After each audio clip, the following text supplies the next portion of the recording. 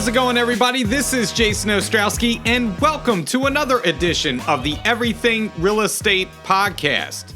Today, I am very excited to welcome Kevin McGillicuddy, trainer in our educational department, associate broker, and team leader out of our Society Hill office. Earlier this year, Kevin spent a little over 4 months hiking the Appalachian Trail. From snowy March until the heat of July, Kevin trekked all 2,190 miles of the trail, stretching from Georgia all the way to Maine. To put that into perspective, that's about 5 million steps, crossing 14 states, and climbing the equivalent elevation of Mount Everest more than a dozen times. In today's episode, we're diving deep into what Kevin learned in those 4 months immersed in the wilderness, how he persevered through his toughest days, what the solitude and challenges taught him, and how those lessons translate back into his real estate business and general outlook on life. So be prepared to lace up those metaphorical hiking boots, because today we're heading deep into the wilderness with my guest, Kevin McGillicuddy.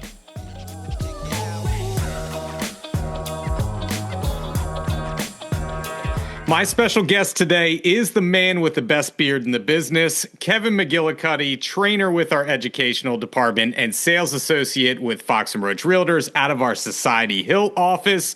And he is back. If you haven't heard or didn't have the opportunity to listen to Kevin's amazing interview with Margie Venturi this past week on the latest installment of our Live Well series, then you're in for a treat today, because Kevin has made his long-awaited return from the wilderness and hiking the entire distance of the Appalachian Trail from Georgia all the way to Maine. Good God, that's a long way.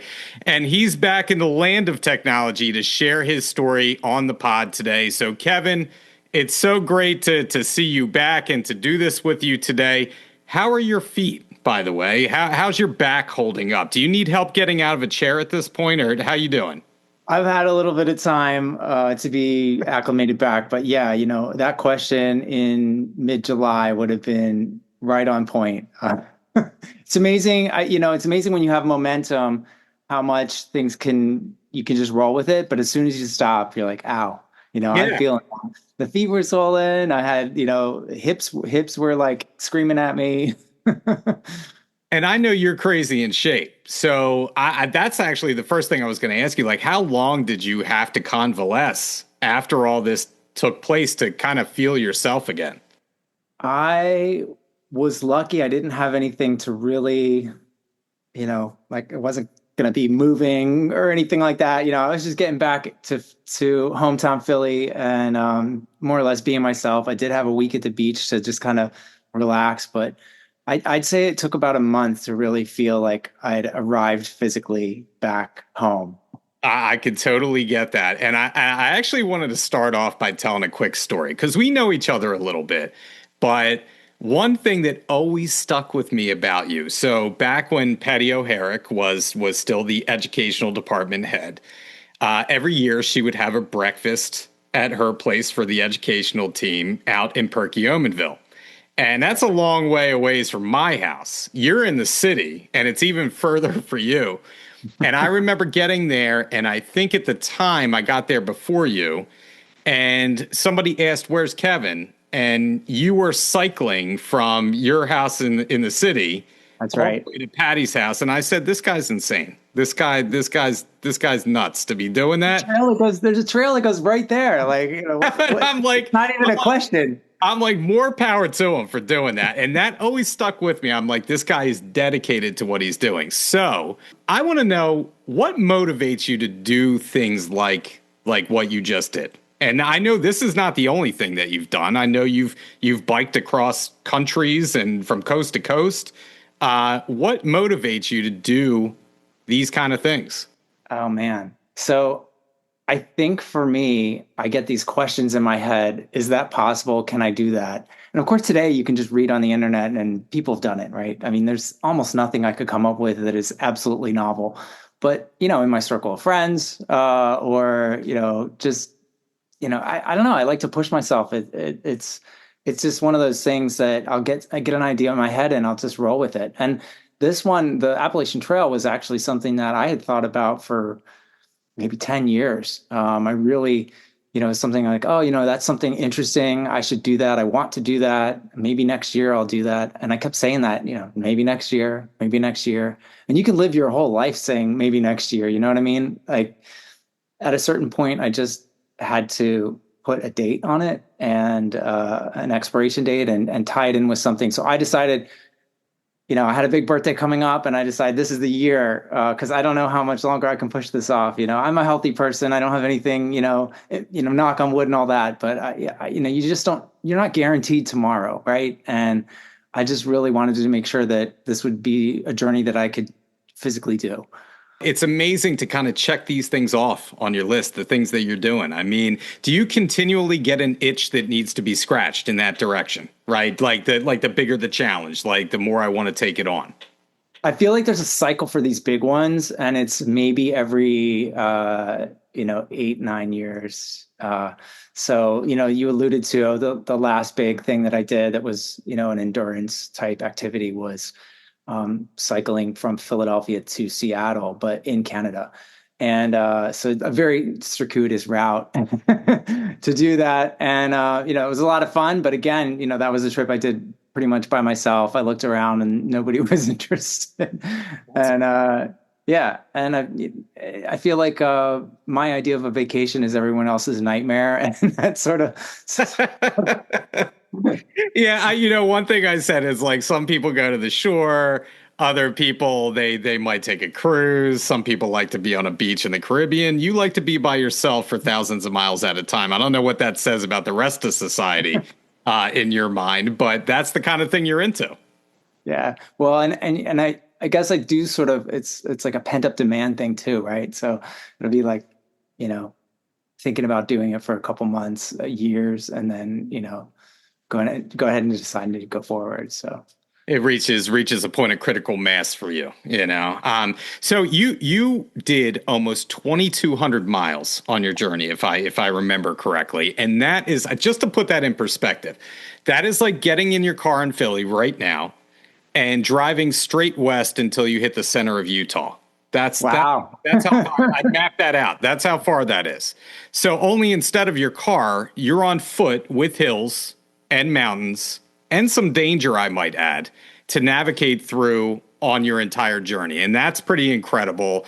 And does it seem at all surreal to you that you've accomplished such an amazing feat? And what's that feeling like when you complete something like that? What is that feeling that you feel? At times it really did feel like I was in a movie of my own life, a very strange version of my life, right? Because you're not home and you're not with your loved ones and all that. So it's a very interesting, it's definitely an interesting experience in that regard. You try not to focus on how much of the road is ahead. Although, that going into it, of course. Some of my biggest thoughts starting this were like, oh, hey, there's a spot of the trail where there are no options to resupply for 100 miles, right? So they call this the 100-mile wilderness. And that really, I felt like that really was in my head as one of the hardest points. And when I got there, it wasn't all that, I made it this big thing in my head, but, it was something I breezed through it in like 3.5 days. And I had built it up to be this great big, hurdle, but I don't know. Did I answer your question? I feel like I went in another direction. Yeah, no, absolutely. I told you, I do some hiking. We enjoy being in the mountains a lot, but sometimes we stay in places where now coming from Philly, it's even worse for you. I'm in the suburbs, but when you don't have that light pollution, and you are in places that you had said you don't have like either food sources or you're out in the wilderness with nobody around you for miles and miles and miles, I get panicky because it's such a strange feeling to be in like total darkness and nobody's there to save you. Like you're on your own. How do you deal with that? Like I know like you just get over it and you get, I guess, used to it. But for me, there is a true sense of panic that I feel when I'm in those situations. Well, first of all, I should say it's a beautiful trail, right? So you have that going for you. There you're not, I mean, although I started this journey alone, you do meet people on trail. And I ended up creating what we call Tramily, Trail Family. Hmm. Uh, there were four of us in total. And, there were certainly days when I was alone. Like there were certainly days where I didn't see a single person the whole day. Um, and I was certainly okay with that. There are weird sounds at night. A fox screaming in the woods sounds like a woman Yes. in distress. And that one, if you don't know it, you can make the hair on the back of your neck stand 90 degrees. The owls have their time, and I like all of that. But there were big, you could hear something creeping in the brush, like, in the bush, like at night. And it's just kind of like, I don't know what that is. And I probably won't ever know, hopefully. I don't want, whatever it is, I don't want to see it. You have a lot more courage than I do, my friend. I'll tell you that much. The fox scream was new to me when I moved to where I currently live. It is the most blood curdling thing that It sounds I like thought someone was sounds like murdering someone that needs a help. child. Yeah, yeah. It was Horrible. it's really horrible. So, you strike me as someone who is disciplined and dedicated and to the task at hand that's in front of you. So, do you find that same drive and dedication for your business that you do when you're trekking, across the Appalachian Trail or you're biking across the country? Are you disciplined and dedicated with everything that you do? There are certainly elements of overlap. I mean, it's a durable characteristic, right? It's something that it, I mean, when a client says they want to do something and they have this certain goal, I'm like, thrashing around doing whatever I can to make that happen. Um, and yeah, I would say there's a ton of crossover there. And I would ask that question because a lot of times when we're in our business, it can be chaos, right? And I'm thinking, if I want someone to represent, I truly mean this, that if I was looking to purchase a property, I would want somebody like yourself who is disciplined. I'm sure you're organized and you have everything kind of mapped out. And I could see that spilling over into your business. So I just wanted to get your take on kind of what you do to have the same mindset in real estate. Well, it's funny because I have checklists. It goes both ways, right? I have checklists in my business. Like, when something goes under contract, you do this stuff, like it's the system, right? Repeatable systems. And when I was preparing for this hike, it was the same kind of thing. Like, what is the gear I'm going to bring? What are the pinch points on the trail? What are the certain elements that I need to be prepared for it? I mean, don't forget, I started in March when it was, there was snow. We were at altitude, and finished in July. So you're packing for everything initially. Ultimately, you do start sending things home because hey, I don't need a winter coat anymore at a certain point. Yeah. Well, I want to get into a little bit about what you're packing. Specifically, I know you're a vegan. You've been a vegan for 25 years, is it? Years. And Y2K. I'm vegetarian. So I know just how difficult that could be, especially when you're out in the middle of nowhere, right? So what did your diet consist of when you were on the trail, number one? And how did you manage the simple things that we may take for granted being in civilization every day? Like how, just it could be simple things like you had talked about with Margie about packing a banana and how many grams the banana weighs. And do you want to trek that across the Appalachian Trail with you? Like talk about just something simple that maybe you had to deal with that we would never even think of, doing what you were doing. Yeah, when it is down to the gram. So we talk about preparing for the trail. You tend to pack your fears. It's an interesting concept, right? But when I took all the gear I was bringing, I put it on a spreadsheet, weighed everything with a kitchen scale down to the gram, and really thought about it. And actually, I took that list and put it in an AI chat and had it analyzed, right? And there were interesting things that I didn't see there, like, hey, you're bringing a little bit more clothes than I would expect, or this sort of thing. And the things that I really felt like I was overpacking were organization elements. So like bags to put things in, Hmm. and all that stuff adds up when you think about all the little bags, and winter clothes. Things I was short on were probably socks. I started the trail with 2 pairs of socks, thinking that would be enough, and it really isn't.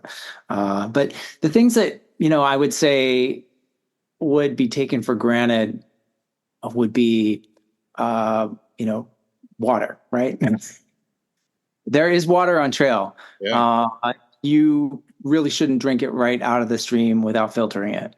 Right. So people don't always think about that, or they think you carry all your water with you. No, water is one of the hairiest. Hopefully it's not hairy. Water is one of the heaviest things you can carry.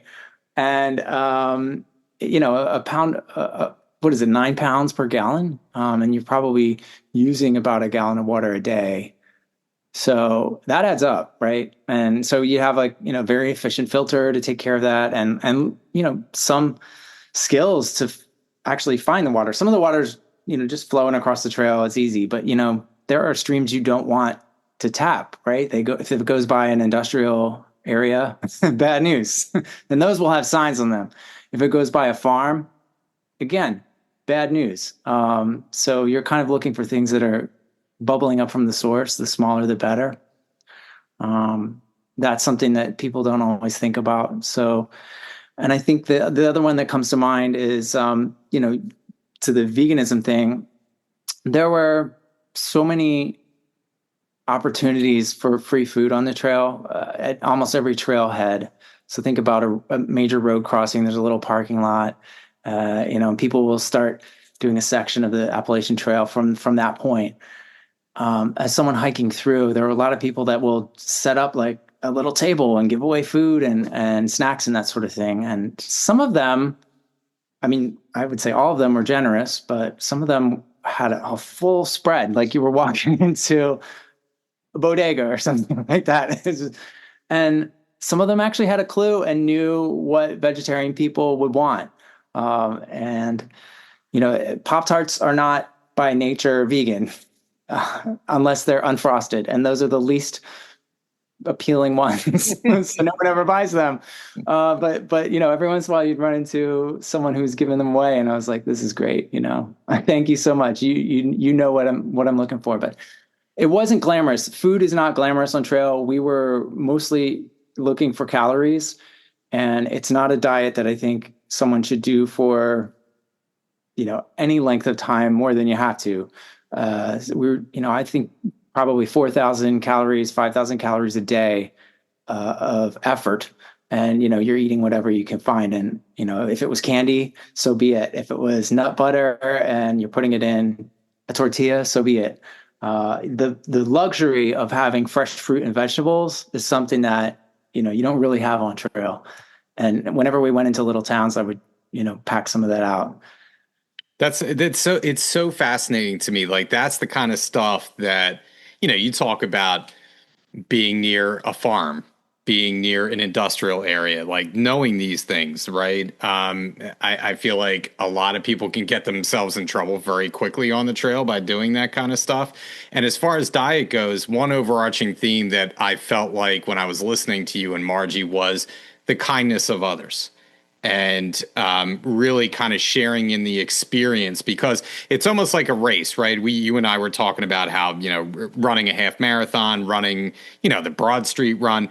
There are people along the way at water stations. There's people cheering you on, people sharing in the experience. And that's one of the coolest parts or aspects of the entire thing. So I would think it probably was much like that for you as well, right? With some of these people that you met along the way and experienced this with.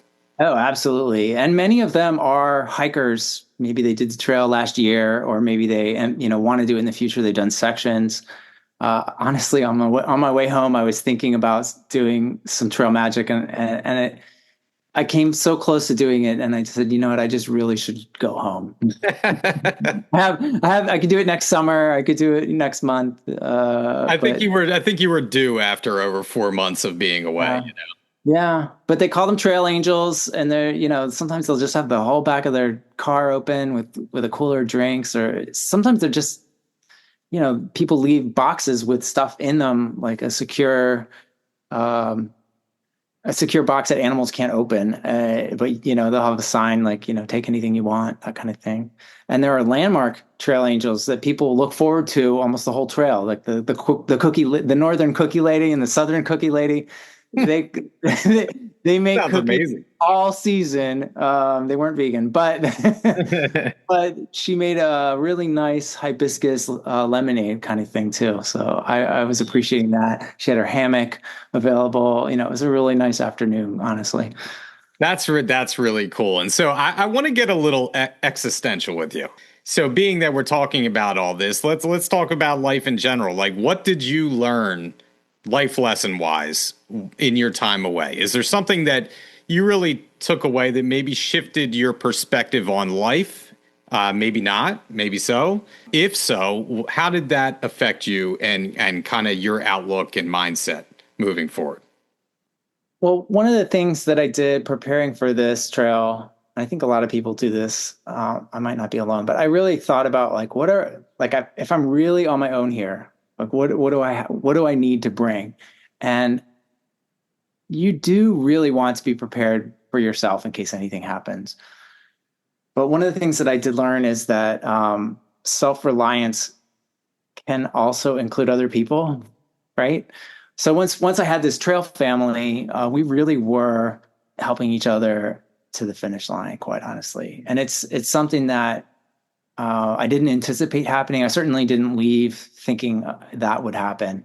But if I had a week where I had strained, so I don't even know what they call these muscles, but it's like in your rib cage, Like your obliques kind of area. like that. I'd strained that from certain movement I was doing with the pack, and I didn't even have to ask. I was just, hey guys, I'm really hurting here, and they're like, offload, I'll take 5 pounds. They took probably 15 pounds off my pack, which was a huge difference. It doesn't sound like that, but it makes a big difference over the course of a day, and especially if you're trying to be kinder to your body to recover from an injury while moving, right? So that we did stuff like that for each other continually, right? You're out, you need more food, sure, I got extra. We'll find something. It'll all work out. I mean, it's just, it's almost like, sometimes when you're watching the news, you had talked about being away from, say, politics or whatever, and getting out there and seeing kind of what you sharing with another group of people and the caring nature of humanity, right? When you're up against something like this, and it's a big feat, and you're doing it together. And I would seem to think that would bring you closer together to these people, and obviously maybe restore faith in some ways. Maybe it has left you prior to leaving. I can envision that from what you were saying. And that's why I wanted to ask you, just life in general seems to change when you're away for that long. You come back and it just feels a little bit different. Like you said, it took you about a month to acclimate back. I'm sure not only physically, but mentally as well. Is that fair to say? Absolutely. I mean, the mental adjustments are something that are quite interesting too. Like the first time I was really back in a car, it's like, wow, I'm going so fast, right? Not just the speed, but like just the ability to just pass a convenience store and say, I'll get the next one, and the next one's there in like 10 minutes. And I did walk into some of these places and I'm just like, I don't really need anything, but should I, but I've been in this mindset for 4 months of, oh wow, this is my chance. Like, got to stock up. I still look around when I'm in public. I'm still looking around at power outlets for phone charging. I'm like, I don't need that. It's amazing. It reminds me of the stories that you would hear about people's parents who lived during the Great Depression, and they went without, right? And there was always a lack of this, a lack of that. They never had this during that time period. And so they tended to save everything that they came across just in Yeah. case. Oh yeah. And My grandmother had a whole drawer, not a whole drawer, but a big section of her drawer was like rubber bands and twist yes, tie. same with You don't mine. Same with mine. you She don't always need all wore the these rubber things. bands. Yeah, Need yeah. like five of them. Like Yeah, that's so funny. So let's talk about business then. yeah, sure. And your take. What's the crossover for you being out on the trail that you now can apply to your business? Is there any crossover? Like how do Sure. you feel? Those takeaways from that perspective. I don't know if you thought about business while you were away and how you can apply some of these lessons that you're learning to your business. Well, as much as you try to unplug, right, there are still people that don't know your way that reach out. So I was definitely checking messages occasionally, but there were, this the phone was off most of the time, honestly, and I did have an autoresponder on my email. Radical self-reliance in your business, right? Hmm. Doesn't mean you're doing everything yourself. It doesn't have to mean you're doing everything yourself, right? So maybe you're partnering with people, building a team. Maybe you're focusing on the parts of your business that are most exciting to you and outsourcing the other parts and really focusing on what you're good at. Um, I think that, having, you don't have to walk 2,000 miles in order to get that lesson. You can just change a few things in your environment and just sort of think about, what are the things I actually want to do in this environment with, the people that I like working for, my clients, right? And how can I make this a better experience for both of us? And I think that's, really where I would take that lesson from the trail. Working interdependently, right? So, you each have your goals, you're supporting each other. And I think if you can actually, set up something like that, you'll both achieve more. Well, speaking of clients, since you probably came across many, scenic vistas and beautiful views, did you see any nice lots along the trail that would be a good fit for a client currently on your warm list? I saw, well, the funny thing is, whenever I would get to a cute town that was right on trail, I was looking at the real estate prices. And it was kind of amazing, a couple acres with water service and, not that expensive based on, my Philly thinking, my Philly brain. But, I don't have any immediate plans to buy real estate. I don't have anyone really looking, in those areas that I know of. I was just gonna say, you might be doing a little work to get, say, like a public septic line to one of these lots on the trails. That might cost you a cool couple of mil, It may to not just be, run one of it those may not lots. even be possible in some of these Yeah, places, going to do on-site, no, on-site. I'm totally joking.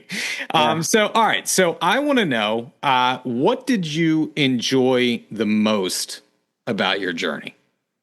I really enjoyed the the feeling of awe I would get at some of these amazing sites, these landmarks that, they're visited frequently, and I think more and more with internet and sharing and that sort of thing. But majority of people don't actually, you know, majority of people don't actually make it out there to see them in person. So some of those overlooks, some of those views, the waterfalls, the nature, the animals.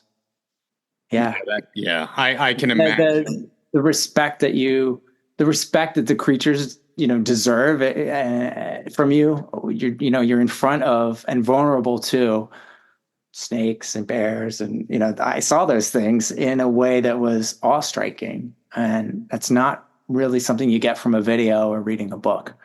You It's have to it's the true reverence of nature is kind of how what I would express it. Is that a fair statement? care.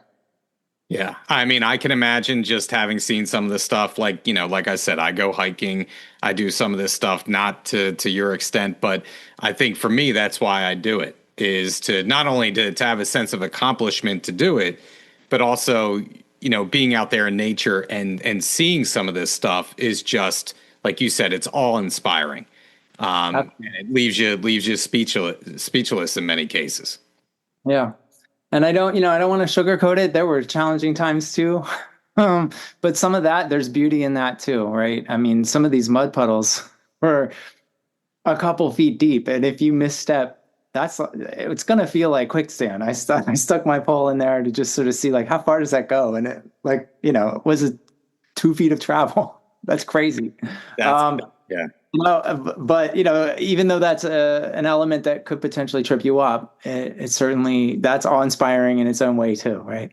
Yeah, for sure. And so, all right, so let me follow that up. You talked about what you enjoyed the most. What did you enjoy the least about your journey? I think being back really highlights some of the things that were challenging for me, right? So uh, the very limited diet at times was challenging. That being back in Philly and being able to just walk to the corner store and get kind of anything. I have three huge grocery stores within walking distance of where I live. So that it's certainly not a food desert like being in some of these small towns where you have the Dollar General, or being in the woods where you really are. I'm not eating acorns. Let's put it that way.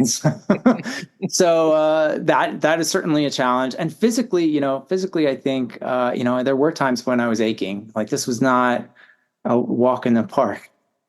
This was I think the real challenge is the elevations going up and down, and really the up I can do. The down, I was surprised how much that hurts. It uses different muscles that you don't really exercise typically. And shin splints, if you've ever had them, that was a one day, like a minute by minute, step by step sort of meditation on, I just need to get to the other side of this. So I had a couple of days that were like that, and it was very humbling. That's nuts, man. I totally get it. Now, I know that you said that the biggest kind of, I don't know if danger is the right word, but the biggest thing that people deal with is Lyme disease. I have chronic Lyme disease. I've had it for 30 years. And that's one of the things that I think about when you're out there hiking on the trail. I'm like, I can't do that strictly from that point of view. And I know that you, unfortunately, trying to account for that, ended up poisoning yourself while you were out on the trail. Wild story. And can you just talk a little bit about that? Is that's a crazy story in itself, and you just kept going, which is amazing. So the ticks are real. I think it was in Virginia, Pennsylvania. We saw. I mean, they were just on the blades of grass, like with their little arms, like waiting to get us, but. I had been treating my clothing with a chemical called permethrin, which is a limited use chemical. You're not supposed to use it on your skin. You're not supposed to use it. You can use it on dogs. You can use it on your equipment and your clothing. So I followed the instructions, or so I thought. I did it twice. I did it at the beginning of the trail, and I did it right outside of Harrisburg, so that area. And that second application in Harrisburg. It was just a rainy day, and the stuff was hanging on the porch, but it didn't really dry. This was a day when I was off trail, and I didn't think much of it. I hung it up inside, but it was a very, very humid and damp day. And the next couple days after that, it was just rain. Hiking in the rain for a couple days, trying to catch up with my friends because I wanted another day in Harrisburg. And they wanted to hit the trail. I get it. So, I'll catch up to you guys later. It'll be fine. And usually something like that, it would take me about a week to catch up with them. But I started feeling, day 2, started feeling super fatigued. It came on really quick, like a snap. And fatigued, like the amount of effort it would take to lift my feet was twice what you would normally do, and it didn't make sense to me, and I was very confused about it. I thought maybe I was having food poisoning or something. I didn't really know what was going on. I called my friends. I said, "Hey, we were planning to meet in town, but you should get your own room for, I'll get a different room." Please set that up for me. And, cause I think I'm sick. And I just, I had 7 miles to go and I was really hurting. Stomach was upset, everything, confusion, slow moving, but I just kept going. They were watching me on the maps, texting me encouragement.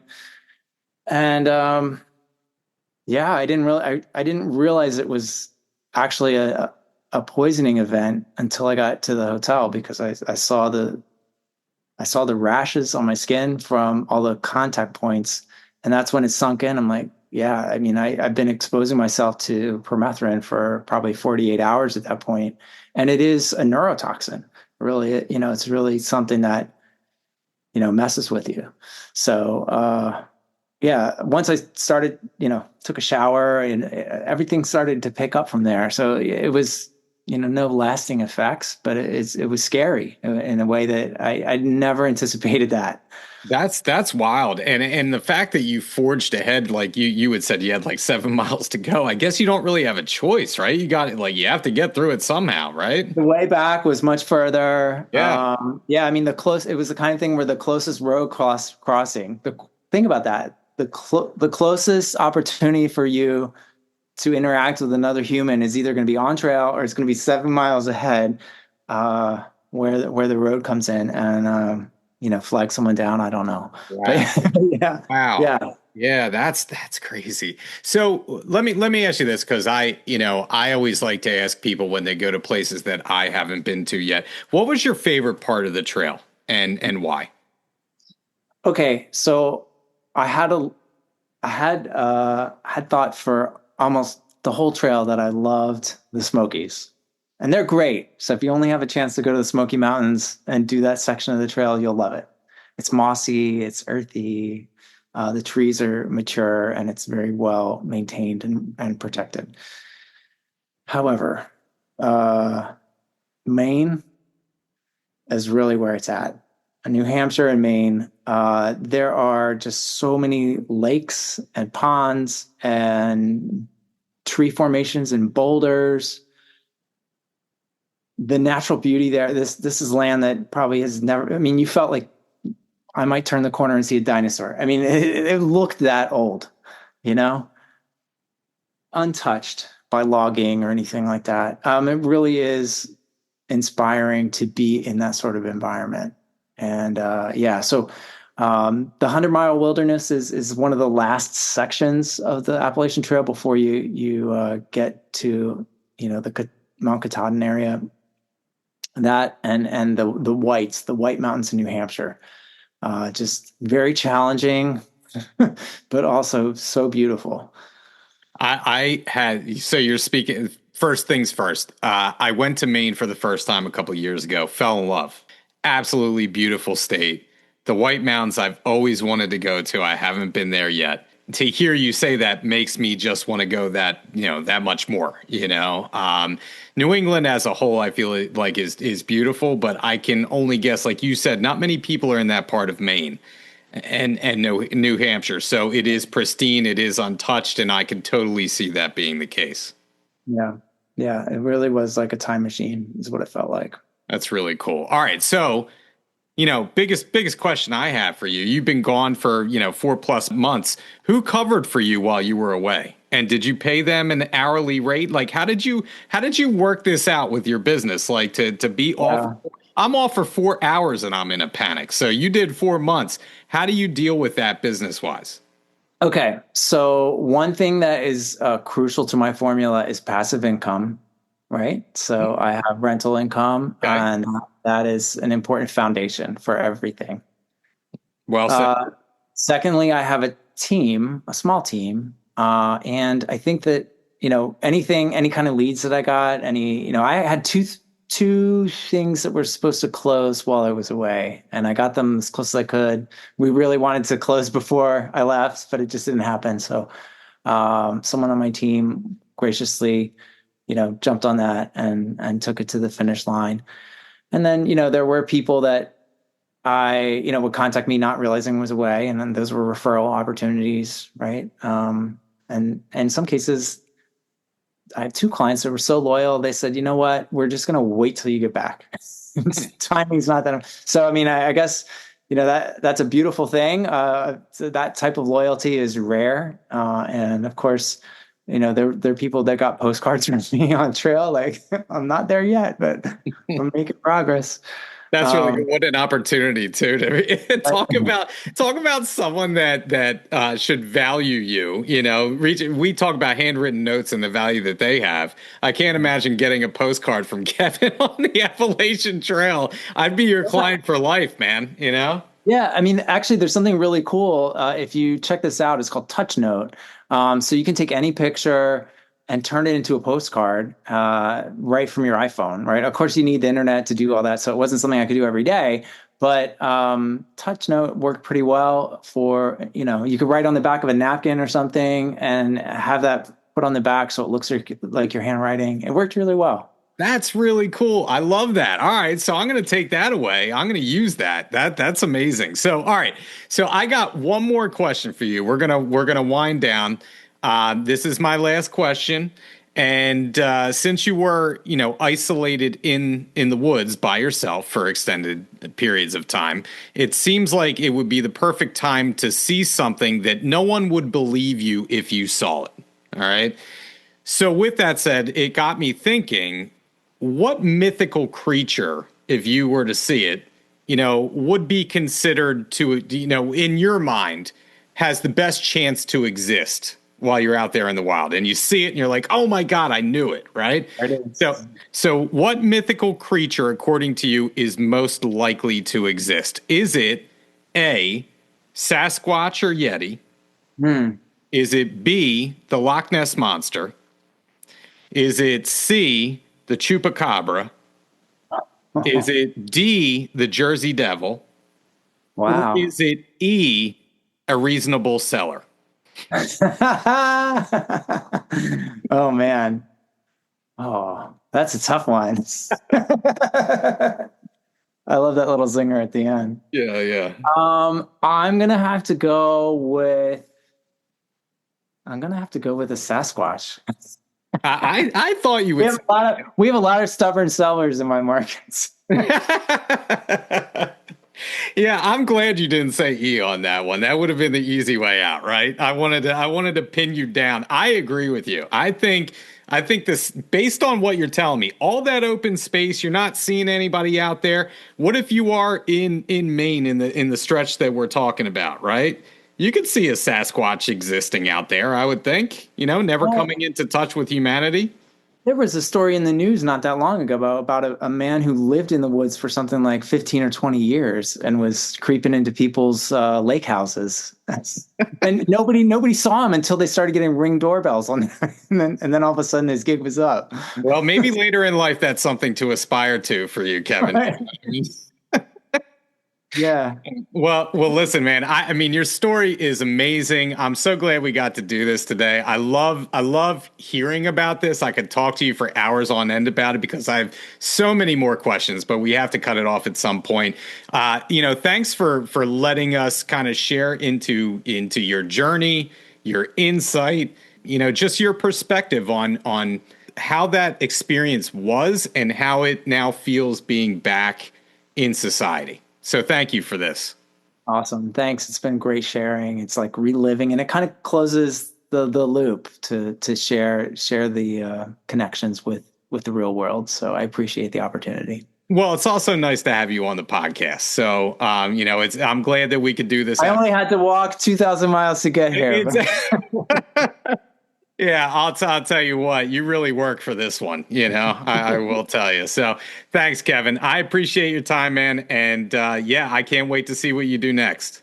All right, great. Thank you. Appreciate it, Jason. That was the podcast with Kevin McGillicuddy this week. And oh man, what a story Kevin has from his journey from March to July. I still can't get over how long he was out there in the wilderness by himself. An amazing feat that Kevin accomplished, and a few takeaways that I have from hearing Kevin's story. The first takeaway is that Kevin is prepared. And how does that work with our real estate business, right? Well, Before Kevin ever took his first step onto the Appalachian Trail, he was prepared. He had a game plan and he executed. The same should go for our real estate business. You have to have a plan. Do your business plan. Now is the time to think about next year. Write down your goals, have a business and marketing plan, and execute on that plan the best you can. Sometimes you're going to face things throughout the year, just like Kevin when he was on the trail, that calls for an audible, right? You have to make do with what you have in certain cases, and you may need to modify that plan as we head throughout the year of 2026. But the important thing is to have a plan, be prepared, so you don't get lost in the wilderness of your real estate business. Number 2, Kevin showed a great amount of tenacity and grit during his journey from Georgia to Maine. He persevered through the heat, through the cold, swollen feet, aching back, you name it. He even poisoned himself out on the trail and kept going. We have to show the same tenacity and grit in our own business. Sometimes things fall apart. We're having a tough year. You have a deal that you expected to close that doesn't. You go out on a listing appointment and unfortunately you lose out to another agent. We have to show grit. We have to show determination and make sure that we get up each day and do what we need to do to keep putting one foot in front of the other until we reach the goals that we set out to achieve. My last takeaway is about Kevin's mindset. And talking with Kevin, he's such a calm, reasoned, and optimistic person, and you can tell his mindset plays a huge part in him being able to achieve the things that he achieves. It would have been really easy to have Kevin walk away from that trail at multiple times during his journey. He was dealing with physical pain, he was dealing with sickness, he was dealing with hunger, he was dealing with fatigue, and Kevin just kept going. And I think a lot of that is his mental toughness and his positive outlook on life. Most of all, I think Kevin is grateful for the opportunity to take on a challenge like this, to be out in nature, to see the beauty and have such a reverence for the steps along the trail and what he saw, what he experienced. And I think how that translates to our business is that, we can get up every day and be grateful for having one of the best jobs in the world, right? We don't sit behind a desk. We're out there meeting people every day. We're forging new relationships. We have the opportunity to help people make their dreams come true. And I think that means something. And I know it sounds cliche and kind of hokey, but I am very grateful for what I have, for the job that I have, and for what I get to do each day. And I hope you feel the same way that I do. Well, that's it for the podcast this week. We will be back in another couple of weeks with a new topic, a new guest, and as always, if you want to hear something that we haven't covered yet, please reach out to me, jason.ostrowski@foxroach.com. And if you haven't liked and subscribed to the podcast yet or left us a review, please do so. It helps us to reach more people. Once again, this is Jason Ostrowski saying stay safe out there, stay selling, and we'll catch you on the next episode of the Everything Real Estate Podcast.